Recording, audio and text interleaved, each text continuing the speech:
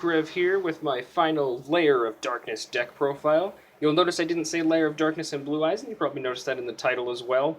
That's because I actually took the Blue Eyes engine out of this deck. It was kind of making it a little bricky. I was kind of going for some rank 8 spamming when I tried to start building this deck, but I've learned my lesson, and we've got what I think is a really good deck right here. So let's go ahead and get right into it. We'll start off with our main guy as usual, Darkus Diabolos, Lord of the Lair. This is, of course, your, I want to say boss monster for the main deck. But anyways, you can summon him if anytime a dark monster is tributed while he's in your hand or graveyard. And when he's on the field, you can tribute a dark monster, including himself, to choose one card in your opponent's hand, and they select it, and they choose to put it on either the top or bottom of their deck. So, really interesting to use when they've got like one card in their hand or something like that. Next up, we have Triple Lilith Lady of Lament. This is going to be searching all of your traps. This works really well with the Fang of Critias, as you guys have seen in my past deck profiles, which I did keep in here. You can tribute a dark monster and choose 3 normal traps from your deck, and your opponent randomly selects one of them for you to set. And this is a quick effect, so you can use this during either player's turn, which is really nice, especially if you have Lair of Darkness out on the field, because, yeah, you know, you'll have that nice little token to tribute, just in case you want to keep Lilith going. Next up, we have Triple Arima, the Wicked Warden. This is basically a terraforming and draw power for your deck. What you do is you tribute a dark monster and you can draw a card, or if you tributed a dark monster other than him, you can search Diabolos, and what's really nice is if you check Diabolos' text, it says you can summon it from the hand even if he wasn't in your hand when you tribute it. So you can use this effect to get a quick Diabolos out from your deck. And also you can discard this card from your hand to add a Lair of Darkness from your deck to your hand. So it's a really useful card. You really want to be seeing it quite a bit. Especially if you get, like, you know, a dead hand, you could always normal summon him and tribute him, and if you have a Diabolos, that's even better. Next up, we have an Armageddon Knight. When it's normal summoned, you can send a dark monster to the graveyard. I would definitely, you know, go for Diabolos most of the time, but depending on this next card, Dark Armed Dragon, if you're going for more of this, you could just send any random monster to the grave to get that third one that you need. Dark Armed Dragon works really well in this deck. You'd think that having exactly three monsters in your graveyard that are dark would be relatively hard to do, but you do so much grave manipulation in this deck that it's actually not quite that hard if you really want to go for it, as long as you're paying attention. Next up, we do run one Marshmallow. This is just a good stall card. It does damage. You know, it can't be destroyed by battle. Really good tribute fodder for when you need it. And how could you say no to that smile? Next up, we have Legendary Maju Garzette. To special summon this card, you have to tribute all monsters you control, and it gains attack equal to the combined original attack of the monsters that you tributed. So you can get this guy up to some pretty insane levels of attack, especially if you really just want to go for that killing blow. This is a great card to do so. Also, this card does piercing damage if it attacks a defense position monster, so even better, they can't really run away from this guy when he's out on the field. But remember, he is a little bit susceptible to things like Regeki and Dark Hole. He doesn't really have protection, so yeah. Next up, we have Destrudo, the Lost Dragon's Fission. Again, this is kind of more of a stall card the way that I use it.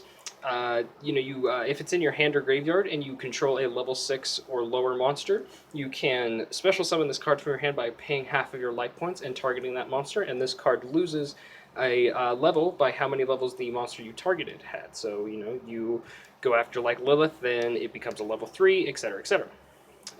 So really good, kind of like a defensive wall card. I don't use it too often, but it has gotten me out of some tricky situations when I needed it. And lastly, for the monsters, I run one, the End of Anubis. While this card is on the field, any card that targets a monster in the graveyard or activates in the graveyard is negated. This includes yours, but really the only monster that you have in the graveyard that activates in the graveyard is Diabolos. And I'm not sure if that works with Dark Armed Dragon. I don't think it does. But yeah, Darkest Diabolos is really the only one that gets negated from your graveyard. Unless you're trying to use like Monster Born or Soul Charge or anything like that, but that's pretty obvious. But this locks your opponent out of their graveyard too. So if you're playing an opponent say like Blue Eyes that does like to get stuff in the grave and summon stuff from the grave, like their white stones and all of that, or their Return of the Dragon Lords. This totally cuts that out, so yeah. Also, that's a really nice looking card if you ask me. So that's all for the monsters. Next up we have, for the spells, a triple Lair of Darkness. This is, of course, your field spell.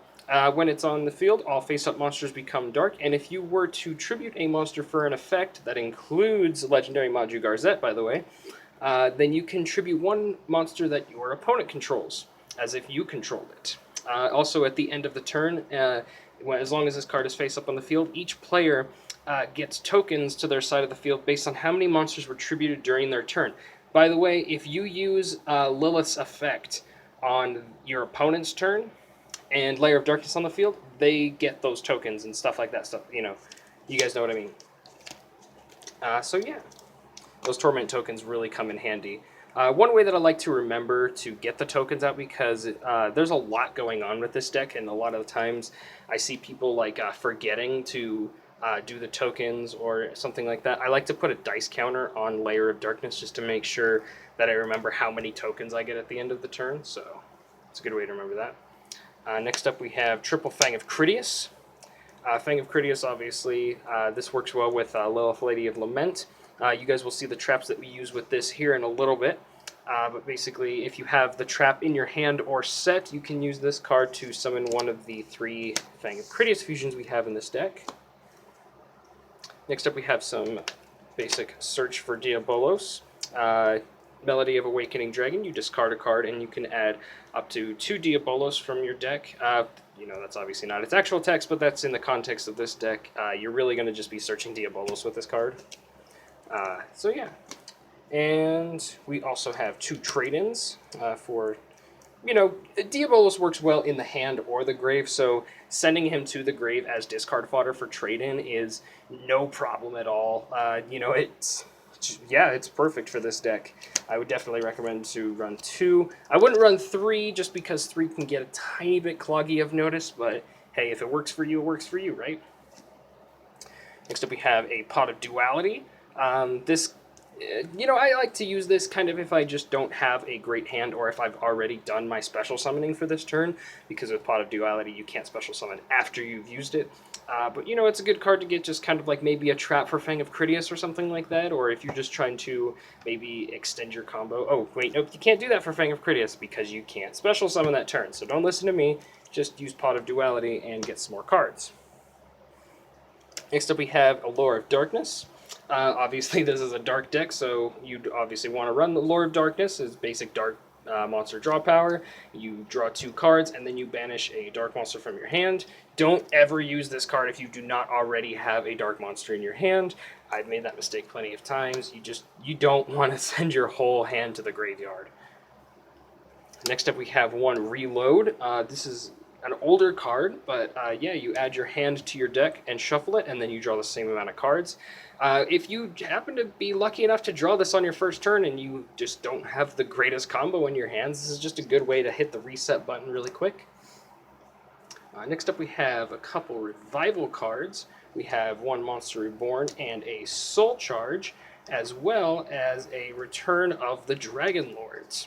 So Monster Reborn, you guys all know about that.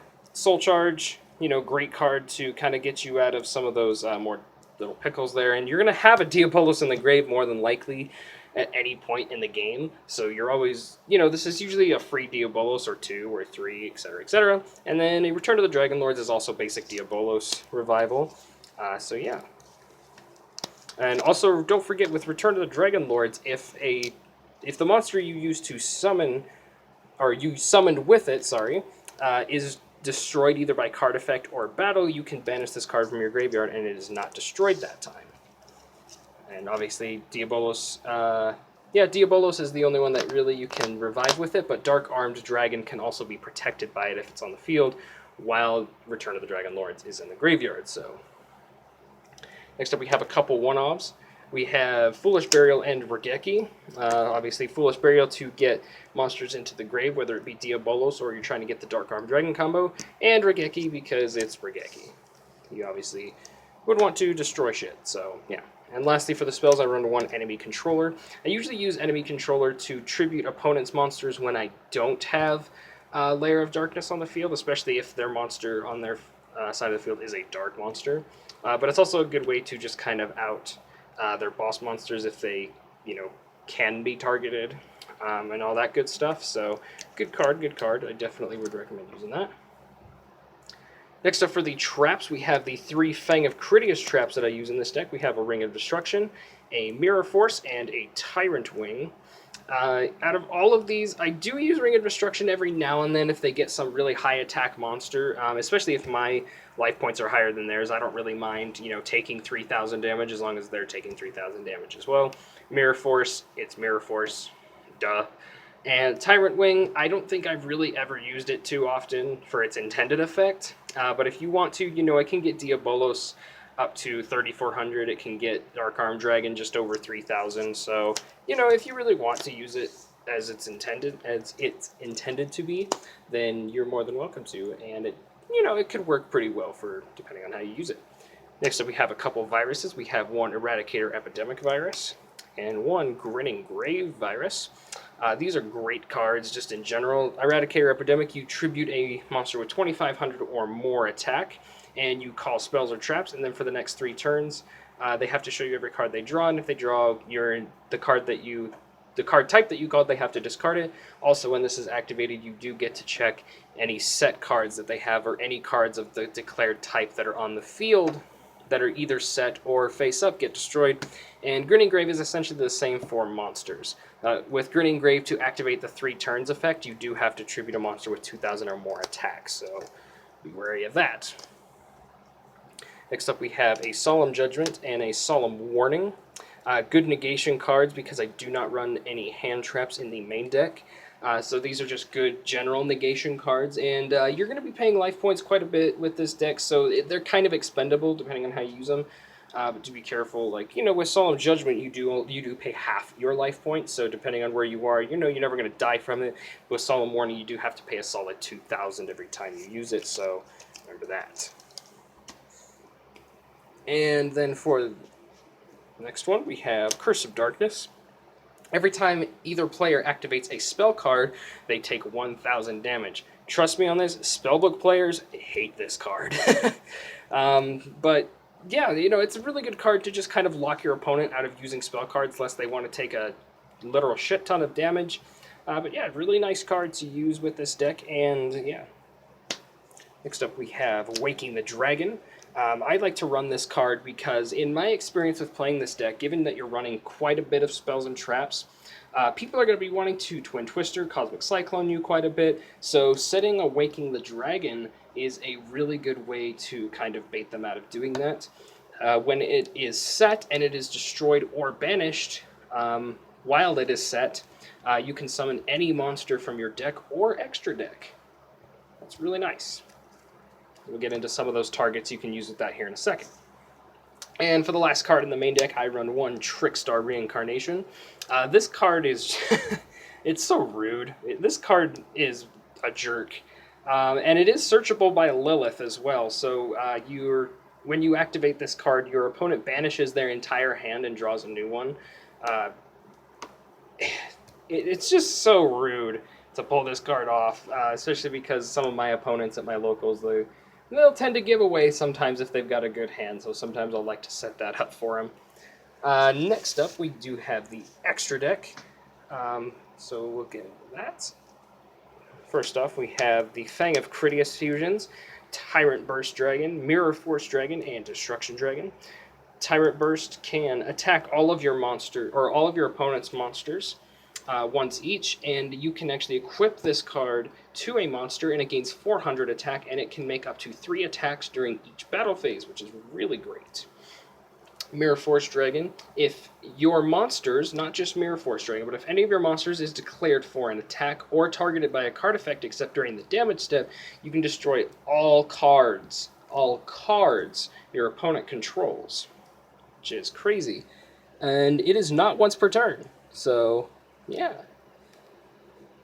And Destruction Dragon, Once per turn, you can target a monster that your opponent controls and destroy it, and then you inflict damage equal to its attack while it was on the field. This is once per turn, though, so be careful about that. What's great about Destruction Dragon is it's basically Ring of Destruction, but you do not also take the damage, so take that 5Ds. Next up, we have some Synchro monsters. We have one Black Rose Dragon. This is a great card to go into when you need just a quick field wipe, just in general. It just wipes every card off of the field.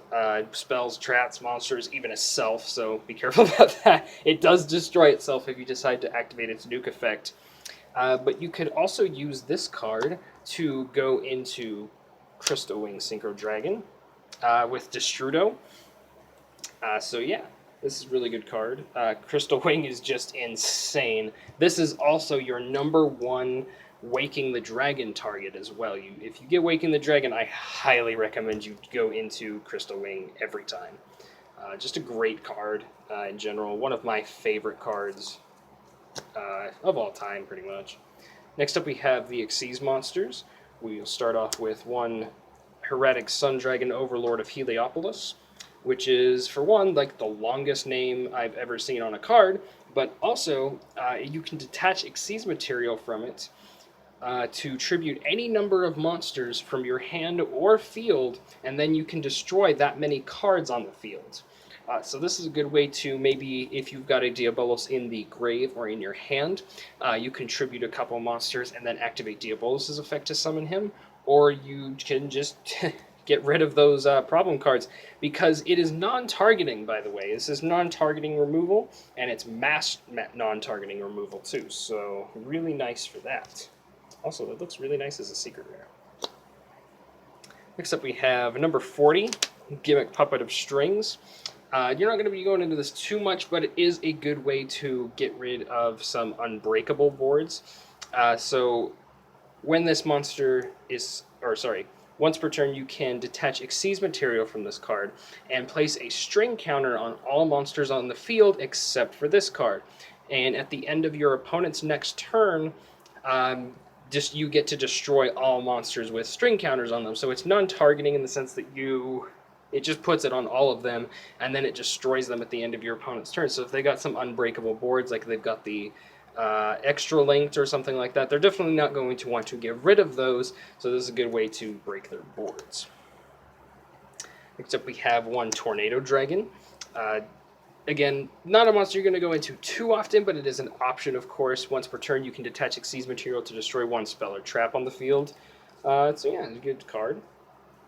Good, nice back row removal. And lastly, for the Xyz, I run one number 48 Shadow Lich. Once per turn during your opponent's turn, you can detach Xyz material from this card and special summon one Phantom Token.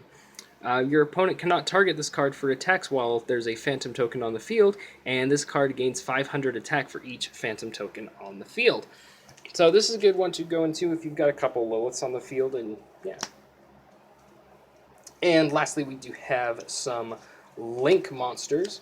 So we'll go with one Proxy Dragon, one Decode Talker, one Topologic Gumblar Dragon, and one Borrelguard Dragon. So I don't go into links too much except for maybe Decode Talker and Borrelguard, but they are there if you want them, and they're also there in case you want to summon more than one Fang of Critias card. So yeah, definitely a good way to just kind of get your boards all set up for that. And lastly, I do have a tiny side deck. Honestly, this was just kind of put together in the sense of what cards do I not really need, but the just in case ones that I could take out. So I run one Mind Crush. You call a card name, and if your opponent has any of those cards in their hand, they have to discard all copies of it from their hand. Also searchable by Lilith. We run one Recurring Nightmare. You target two dark monsters, with 0 defense in your graveyard and add them to your hand. Obviously, this is going to be Lilith and Arima. They're going to be targeting with that. I have an Effect Veiler. and a Goddess of Sweet Revenge as my hand traps in the side deck. So everyone knows what Effect Veiler does, but I don't see too many people running Goddess of Sweet Revenge. So if you control no cards and this is the only card in your hand, you can discard this card and destroy as many cards as possible from that your opponent controls, and then you get to special summon a monster from your deck. So really nice when you just kind of get backed into a corner, or you have those decks that just, well, they back you into a corner. So yeah. So anyways, guys, that is actually going to do it for this deck. I really want to get a video soon up where I show you this deck in action, whether it be on YGO or in real life at a duel with maybe a couple of my friends. So look forward to that. I will definitely be posting updates on my Facebook and my Twitter. So go ahead and look for that. If you guys like this deck profile, definitely give it a like and subscribe and hit that bell notification so you guys can see my next deck profile, which will likely be a pure Blue Eyes deck. But we will see what we want to do with that. So I will let you guys know, and I will see you guys next time. Peace.